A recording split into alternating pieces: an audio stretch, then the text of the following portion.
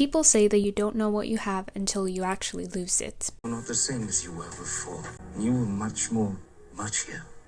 You've lost your muchness. I think that we've all been Alice at some point, and that we can learn from every one of our collective experiences of losing our spark. Let me start by sharing mine.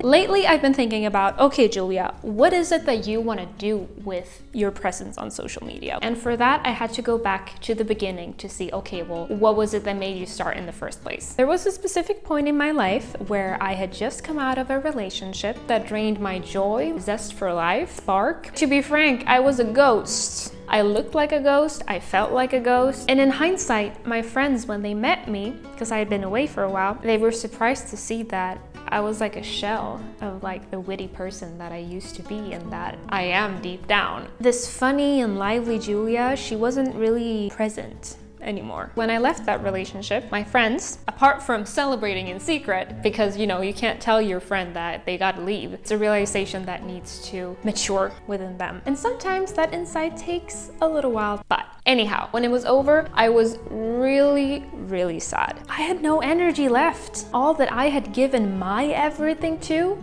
it was gone. I remember my friends, they were so excited for me. Not showing it too much, of course. They were like, it's time for Julia to sparkle. It's time for her to shine again. We're so excited to see this. And so little, by doing more of what I love, what makes me, you know, sparkle, what makes me feel like me, hanging out with my friends, creating, discovering, learning, dancing, doing anything really, I started sparkling again. I started watering my cup again. And I think activating your spark, it's a way of living life, really. It's choosing life itself, this eagerness to live and enjoy doing it. And I want to help the girlies ignite that spark within them again. Because life has never been the same since, never sacrificing your spark for someone else's. And in regards to what I create on social media, I felt that spark, while it resonated, it didn't fully represent what it is that I want to do here. And then I came across this quote that I saw in Alice in Wonderland, where the Mad Hatter says to Alice, "You used to be much muchier. You've lost your muchness." And this happens when Alice returns to Wonderland. This seemingly strange, whimsical, and unlogical world where things are upside down, animals are talking, time is inconsistent, that world. So she was there when she was little, and now when she's returned as an adult, the Mad Hatter, he recognizes her, but he feels like something has changed. She's changed. She's not as brave, as curious, as imaginative. He means that she's lost her inner spark, her sense of self, her confidence. And throughout the film, Alice's journey is about really rediscovering that and believing in herself again. I think I saw the movie when I was like 9, but back then, like, it didn't clock to me. But when I thought about it a few days ago, I was like, this is it. This is what I want to do. I want my work to be about regaining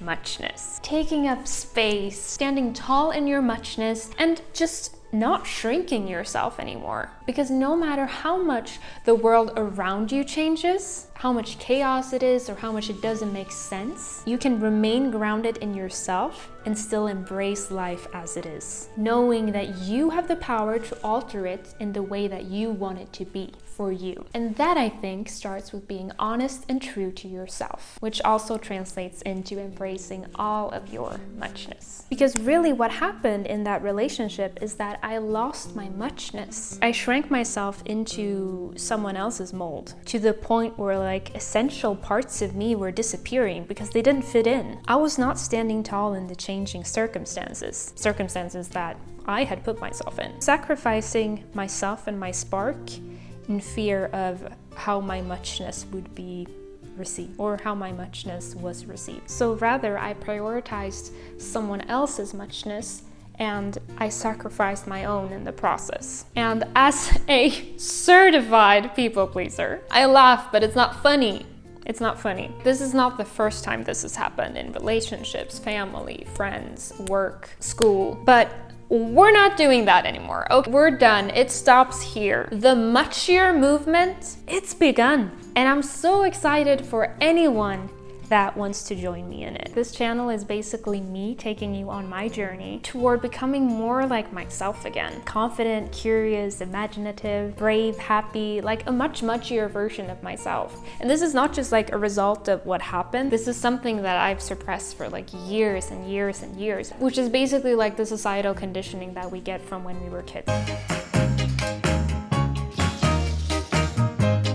Now I'm gonna dye my eyebrows because I love it how I look when I have eyebrows. They're naturally very, very blonde. If I don't dye them at all for like 2 months, girl, they're not even there. What I like about it is that it makes me feel more expressive, much more like myself. My emotions are fully expressed in my face a little bit more. We know eyebrows are supposed to be sisters, not twins. But if mine are third cousins, I'm happy. But interestingly enough, when I've been with people that I, in hindsight, feel like I couldn't really be 100% myself with, or that I feel like I had to shrink myself a little bit, or honestly, sometimes it's not even the other person doing it. It's just us thinking that we need to shrink, or thinking that, well, what if they might think that it's too much? Our fear of what they will think is bigger than our fear of us rejecting ourselves. That never ends good. You're still gonna feel rejected, but it's like you're rejected by yourself, which is worse than being rejected by anyone else. It's like you imagine that someone else might reject you for this, and you build up this like picture in your head that they're not gonna like this and this about you. You know, you kind of need to hide it. But really what you're doing is you're rejecting yourself before you even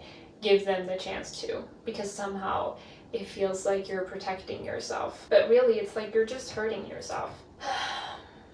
And we're done hurting ourselves. The world can be cruel as it is. We don't really need to contribute to that. And especially not to ourselves. But they told me that they preferred it when I didn't dye my eyebrows. So I went periods where I didn't dye them, and I look back at those pictures and I'm like, of course it was pretty, but it wasn't really me, you know? I didn't feel as expressive and as much as myself. I felt like a child, and not in the sense of like being like this imaginative, brave, expressive child, more in the sense of like being boxed in and having like these types of set rules for myself that I can't do this or I can't do that. Is it them putting it on me, or is it me taking their opinion and making it my rule? Food for thought. Nah, these could be sisters. Pretty good, honestly. These could be sisters. I don't know why they got so good today. It probably has to do with you watching this. You watching, that's the only thing that's different. So thank you. Very generous. Now we're gonna wash these ladies off.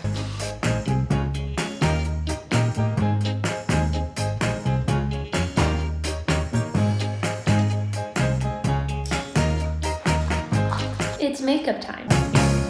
Now, I've been having issues with acne for like 1.5 years now. When I wear makeup, I always have concealer or foundation to cover it. When I cover myself with like my cheeks and everything, I feel like it looks all cakey and like boxed up. I talk a lot about like acne acceptance here on this channel, which I'm all for, because like you can't bully acne away. That's pretty hard to do, no matter how hard you try. And acne, like, it shouldn't stop you or your muchness in any type of way. Still, I realized that I unconsciously hinder myself. If I wear like eyeshadow, mascara, maybe eyeliner, if I do my eyebrows, I feel like I need to use concealer and foundation as well, because otherwise it's like I'm highlighting the pimples in some way. But then I thought about it. Why is that a bad thing? In Alice in Wonderland, things are upside down, time is weird, animals are talking. How about we take some of the wonders in Wonderland back to this earth? I came across this girl on Pinterest who was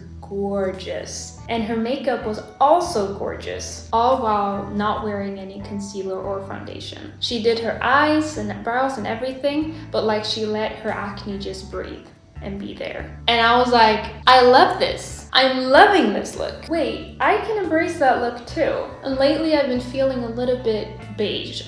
For clothing, I usually wear like black, blue, gray, green, and it's always been like my base style for years. And I like it. And I never really wear like patterns. I think that subconsciously kind of limiting myself because I feel like the acne on my skin is already like a pattern that makes like my appearance look messy or unclean in some type of way. So I really try to like have my outfits be as clean as possible, because otherwise it's like I'm mixing the pattern in my face with like the patterns of my clothing. But I don't want to limit myself like that. It's draining my muchness. And I can feel the Mad Hatter from Alice in Wonderland being like, girl, what are you doing? And I'm like, I don't know. I'm too influenced by the earthly world, I guess. I want to return to my creative, imaginative side of me that is like, oh damn. Sorry, I don't like to swear on camera. That is like, oh darn it. I love this sweater. Let's buy it. Let's wear it. Oh my god, I love these pants. Let's wear them. Oh my god, let's wear them together because I love both of them. Oh my god, they fit so well together. They don't. But I'm gonna do it anyways because it makes me feel good. Like I want to branch out in my appearance. And then I thought about it a little bit more. I was like, well, is it okay if I just like wearing these colors? Do I need to go and like have these bright ass colors just because?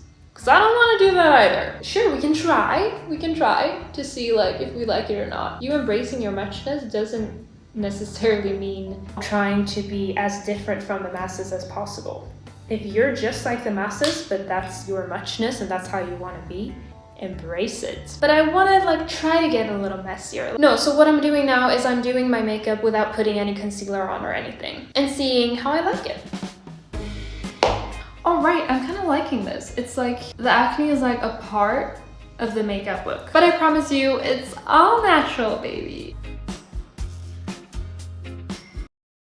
Watch how you talk to yourself. Oftentimes when we look in the mirror, it's like we're examining ourselves in terms of how well we fit into the mold. We look in the mirror to see how we're going to be perceived in the world. Because you can never see your face. That's impossible unless you have a mirror, unless you have a camera. How clear is our skin today? How good is our posture? How athletic is our body? How full are my lips? We're bending over backwards for a mold that wasn't even made for us. So of course we're going to need to strip away parts of us to be able to try to fit into it. But like we're ripping our hair off trying to do it. And like those parts are like the best ones because those ones are the ones that make us unique. Like stop it, you're not too much of this or too little of that. Of course, like if you want to improve or change in some type of direction, do it by all means. But you're also just enough as you are right now. And you're going to be just enough if you change that or change this as well. Maybe instead of calling things not right, you could say, just right for me. This is just the right amount of pimples for me right now. I mean, I would prefer it if y'all weren't here, but I'm not gonna be mean to you. I'm gonna take care of you until it's time to leave.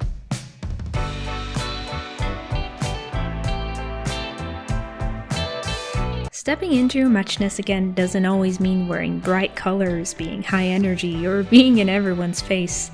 No, to me, it means staying true to yourself. If you feel most like yourself when you dress in gray, black, and white, and love doing that, don't force yourself to wear colors. If you're more calm and quiet as a person, girl, embrace that. Sometimes I'm more reserved, for example, at work or in class, and that's okay. But I do wonder, is that because I'm more comfortable being that way? Or because I'm not yet comfortable being myself 100%? I mean, that's something that each of us needs to sense for ourselves. When I'm shrinking my muchness, I can feel it in my stomach. I want to talk more, branch out more, add to the conversation, feel freer. I feel like my true self is trapped. But when I'm just feeling low-key and at ease, I feel relaxed. And that's the difference. Then I don't feel like I want to talk. Muchness is not defined by what you wear or how you act. You decide what your muchness is. And at what point in time. You're the only one who can feel that, and you need to trust yourself in that. I very intentionally say reclaim, because your muchness, that's not something that you need to create or that you need to find outside of you. It is already within you, and it has been there all along. I believe that you were born into muchness. That's your true self, but through societal conditioning and different experiences where you felt like you didn't fit into the mold and that made a disadvantage for you, you've shrunk away from who you truly really are. Okay, I want to spare you from the noise, so here's a short recap of my yap session here. So basically, the world gets better when we stop hiding and start embracing our full selves. Too much potential, Especially among us young women. is lost to insecurity and shrinking when it could be fueling creativity, connection, and confidence. If we all reclaimed our muchness, we'd realize that fulfillment doesn't come from consuming or conforming, but from growing and expressing who we already are. I want you guys to reflect a little bit on this as well. So in the light of me lighting this candle, let's take a little journal prompt, shall we? So I want to ask you, what are you afraid will happen if you take up more space? This is a good one, I think. If you want, you can pause the video right now, write down your reflections about it on your phone, a computer, on a piece of paper, which I highly recommend do before I share mine. When other creators say this and they're like, write your answer first before I share mine, I'm too nosy to not hear their answer first. I'm gonna see here what I wrote. Well, it seems that I'm afraid of being an inconvenience and being undesirable, which is basically what you're taught as a woman not to be. You're supposed to be easygoing, light, not bother anyone. Jokes aside, if I dig deeper, I realize that it's not really dangerous to be an inconvenience or being undesirable. It's not as dangerous as my mind makes me think. In actuality, it's pretty darn empowering. Like when I decided to rent a car and drive around in the US, even though I am the most anxious driver I know. I will link that video down below as well if you want to see me anxious driving. It is impossible to drive and not be an inconvenience. All drivers, they want the road for themselves. So if you're on there, you're automatically an inconvenience. It's like my worst nightmare. But also, it's exposure therapy at its finest for me, yes. But hey, in the end, it was actually really fun. So I think at the core, reclaiming your muchness, it is about 3 things. Number 1, awareness, which is noticing when you shrink yourself. Maybe you reach out to someone, you being vulnerable. Maybe they don't have the time to talk to you at that moment. And then perhaps your thoughts start spiraling to, what if they think I'm too much? Camera died. Where were we? Back to business. Too much, too annoying, too clingy, too lonely, too pathetic. You can dig that rabbit hole as deep as you want it to be, or really as deep as you allow it to get. Unless you make yourself aware and say, hey, actually, no, we're not doing that. I'm not allowing myself to spiral into this. I'm not allowing myself to bully myself and like assume the worst and like blame it all on me for some reason. This doesn't give me or do me anything, so leave. Number 2, expression. Allowing yourself to show up fully, even in the small ways, and maybe especially in the small ways. Do you want to skip while listening to your favorite song when you're out walking? Do it. Do you want to tell that person on the subway that you really like their outfit? Do it. Do you want to dress up extra at work today? Do it. These are examples of small ways that you subconsciously show your brain that it is safe to express yourself and that you're giving yourself the safe space to do that.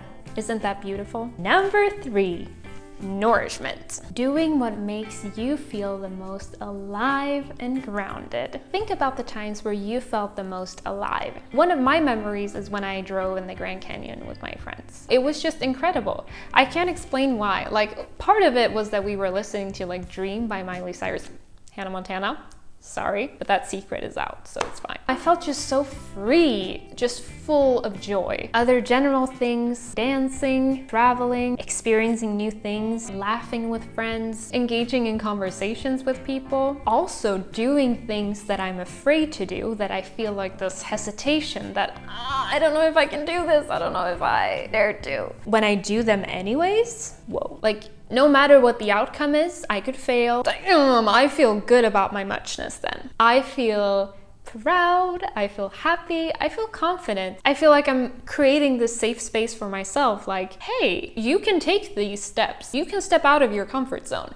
I got you. And that is what I want my space on the internet to be all about. Reclaiming who we are and embracing all that that entails. Allowing our muchness to see the light of day and breathe its fresh air. Because when we do, when we start taking up space, and not from ego, but from a place of genuine authenticity of our desire to express ourselves fully, when we do that, we naturally show others around us that it's safe to do this. That is so beautiful to me. That is what I want this channel to be about. I still shrink myself. I still have doubts and fears, and I don't think that that's something that you ever overcome fully because you're human. But I really want to try. It is a journey, and that is basically what I'd want to document here on this channel, to take you guys with me on this journey and to encourage you to do the same. I wanted to make a toast, but I've chugged this already, a long time ago. I do have this cereal, chopped banana, yogurt, and some granola. The granola is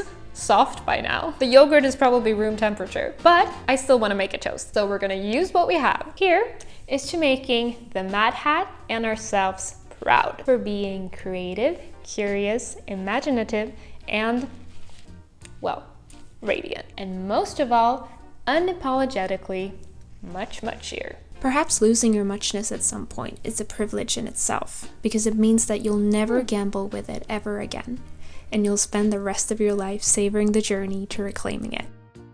Not that bad. Keep on trying. You got it. You're gonna make it. You got it.